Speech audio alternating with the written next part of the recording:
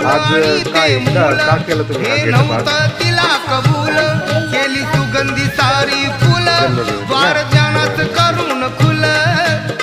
हा 3 जानेवारी भारतीय स्त्री शिक्षणाच्या जनक पहिल्या महिला शिक्षिका क्रांतिज्योती सावित्रीबाई फुले यांचा जन्म संपूर्ण महाराष्ट्रामध्ये बालिका दिन आणि शिक्षण दिन म्हणून साजरा करण्यात येतो.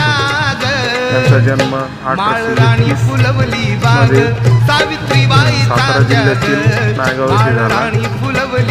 राज शाळेमध्ये जयंती साजरी करण्यात येणार होती, त्यासाठी मुलींनी सावित्रीबाई फुले यांची वेशभूषा केली होती आणि त्या पण खूप खुश होत्या की माझी लहान मुलगी तिचं सँडलचं फुल तुटलं म्हणून खूप नाराज झाली होती. सँडल तुटलं विचारल्यावर नाही म्हणते, परंतु ते फुलवरती तुटलं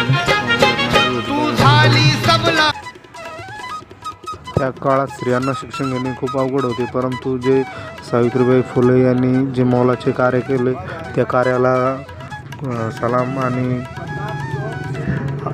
आज ज्या मुली शिकताय हे त्यांच्यामुळे शक्य झाले. व्हिडिओ जर आवडला तर लाईक करा.